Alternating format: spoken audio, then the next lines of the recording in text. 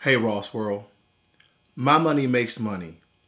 And you're trying to figure out, you have your savings going on, you didn't budget your money, and you started to invest into those index funds and also those ETFs that we always talk about. But now you want to get your fingers a little more involved into individual stocks. How do you do that? And forgive me for my voice. My voice is slowly coming back. But anyway, you're trying to figure out what particular individual stocks do you want to get into? What is the growth potential? What is the dividends to see how much money you can receive as the stock grows and as the stock produces those dividends, paying back the investors for their investments. So, how to research a stock? How to research a stock? It's quite simple, but it does require some of your time. Now, look at this video right here about those research apps that I've talked about. And when you go through those research apps, there are some particular things that I actually want you to pay close attention to. Now, you can go on Google Finance. You can see the history of that stock from inception until today. It's important to know the trend, that graph that they give you of how that stock has progressively grown through time. Now, so what's a good stock and what's a bad stock as far as growth, in my opinion? So, if that stock has gradually grown over the course of from inception to today, and you read the news, you read stock news, that is, you look at the potential earnings, you look at the potential growth, and you want to see if that stock actually produced dividends. Now, dividends is a difference because a lot of stocks that don't give dividends, they're kind of giving the public, those investors, the notion that they're still going to continue to grow, okay? So, by looking at those graphs, by going over the timeline and reading the news of projected technologies, designs, utilizations, how they will develop their company organization better and further into the future, these are imperative to note. And then those sidebar conversations and reports and journals that speak about their potential growth within their field. Now, you might say, well, that's quite extensive. And as I spoke before, it really only takes about 5 minutes. That's if you're diligent in your process, okay? It doesn't take all day. Now, in the Nasdaq app that I put out there in the research apps, they give you the analyst research that goes by the ZAC group of U.S. Research for Stocks. And it tells you quite simply, this is a strong buy, this is a strong hold it, or sell it, okay? And that's kind of a generalization of what they believe you should do with that particular stock. Now, it's only for that one moment in time. Now, futuristically speaking, that is when you read the news of what they're about to come out with, because quite frankly, I'll just give you a tip, and this doesn't mean that it's a good tip.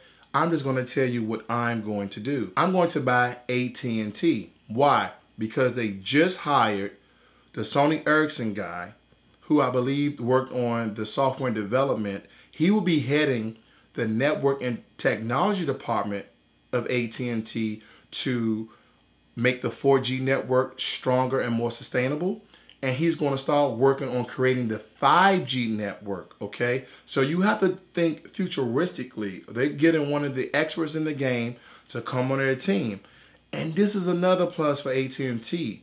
Not only their growth. Now, I want to say in the past 5 or 6 years, their stock has only grown $12.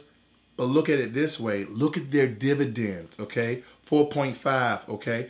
You really have to look at that potential for growth and dividends. Some stocks really don't have that much potential for growth. They may rise in the next 5 or 10 years, maybe $2 or $3, but they're giving out large amounts of dividends.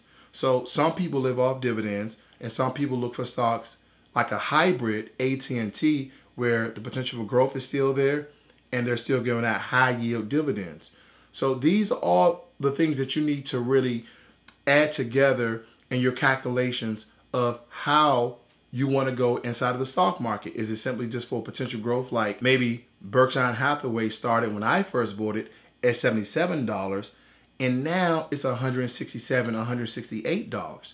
That potential growth was exponential of how much money I made off that particular stock. Now, making money in the stock market, people like to chop it up as luck. It's not necessarily luck. Once again, it's slightly prediction based on given facts that they already have done.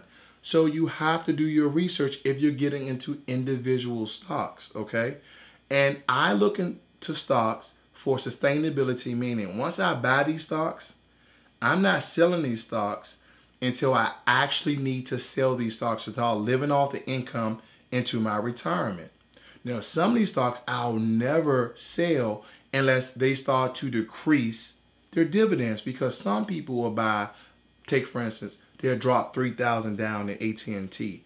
Now, they're accumulating those dividends, and some people let their dividends compound on their dividends, the same thing as compound interest. I made a video that you can reference right here, slightly talking about compound interest so you can understand that better.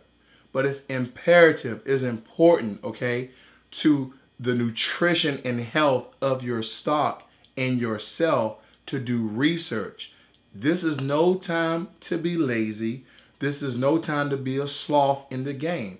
If you're trying to diversify even more so than doing indexes and ETFs, your savings and your budgeting, and you're trying to get more growth, you're trying to get more revenue, you're trying to get more dividends, then this is the way that you need to go, or this is a way that you need to go, okay? People talk about CDs. I don't really like talking about CDs. I don't like CDs, okay? Anything that you have to wait to mature, okay, that time could be spent making money in the stock market, okay? So that's also very, very important to note. While you're waiting for that 3% to mature to make your 1,000, 1,500, you possibly would have made that 2 times over in the stock market if you would have invested it right, okay? Because once again, over the course of the stock market in the past 9 years, the index funds have been doing anywhere from 8 to almost 30 or 40%, I believe. Just do your research, okay? So research your stocks before you start to drop your money inside of it, because you actually want to make smart investment. This is not rolling the dice at craps table in a casino. This is not gambling, guys, because gambling requires luck. Now, you can take some poker players. They might say, well, no, poker takes some skill, but essentially it's skills, bluffing, and luck. The stock market is a little bit of luck, future predictions, but research, okay? Research. You have to do your research. And I laid those videos out there for you to go back and reference so you can make the right choices for your money, okay? So there's no more time for excuses. There's no more time to be lazy. If you want to make money, you have to put in some work. And as we always say, my money makes money, but it requires you to work and get your ass up and do what needs to be done. This is Ross World. I'm out.